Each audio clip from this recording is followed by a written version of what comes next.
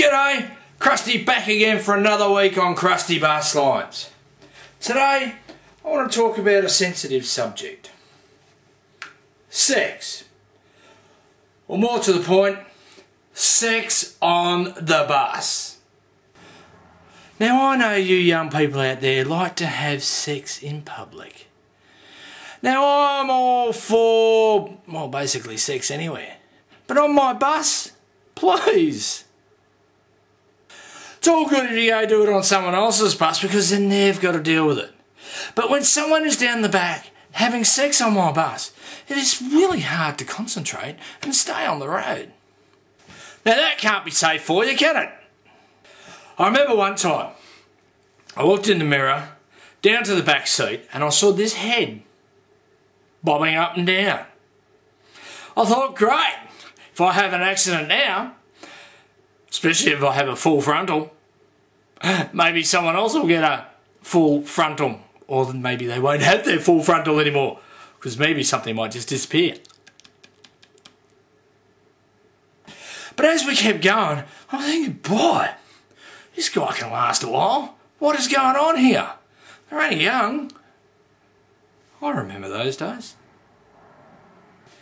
Then all of a sudden, the head pops up, sits up next to the young fella, and it's another boy! Ugh. Hey, I'm a modern man and I'm all for whatever goes on. But on my bus, thanks a lot, guys.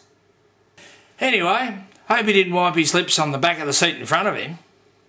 But I have had other times where it's been a little bit more pretty, you might say.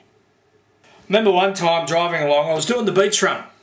No one on the bus, very quiet day. A little overcast, no one was about. And a young couple from, let's say, a European country. So they walked down the back of the bus, as you do, no one else on the bus, no one around, nice, lovely, sunny day. So they thought they'd get some sunshine into their life. So I'm just driving along, minding my own business, as I do. Then all of a sudden I hear this mighty scream down the back. Ah! I thought, fuck me, what's going on? Has he just stabbed her or something? Well, in no uncertain terms, I think he did. I think it was a blunt object though. Purple-headed python, I think they call it.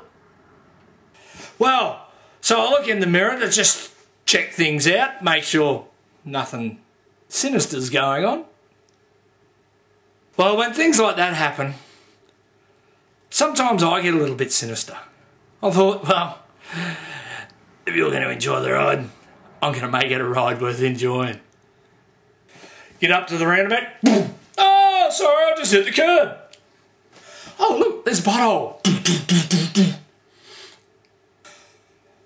We're going to turn the corner. Was that a bit sharp for you? Then I look in the mirror. There she is. Still enjoying the ride. I hate that. Oh well, I'll get over it. They got over it. They got off. All's good. I remember one time when I first started driving buses, a friend came up to me one day and he said, Krusty, now that you're driving buses, you'll get heaps of sex. I thought I liked this theory, but what do you mean?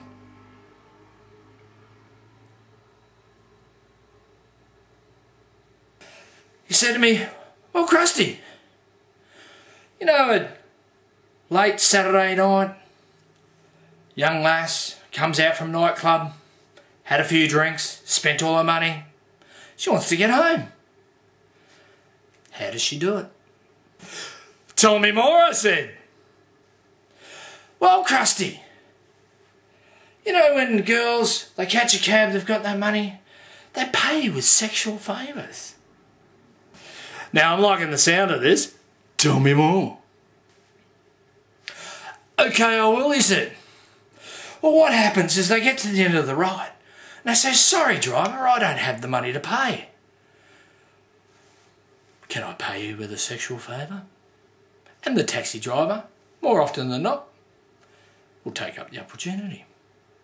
I said, yeah, that sounds great, mate, but I've got to be honest with you. I've never met a woman yet that'd give it up for $2.70. I think that might be a problem, Krusty. Your fares aren't high enough. But can you imagine it? Wouldn't it be excellent? Oh, hello, Mr. Krusty. I'm sorry, but I don't have enough money to pay to get home tonight. Do you mind if I give you a blowjob instead? Well, there would be all my fantasies come true. Unfortunately, I live in the real world. And I hope you do too. So for another week, sayonara from Krusty Bus Lines.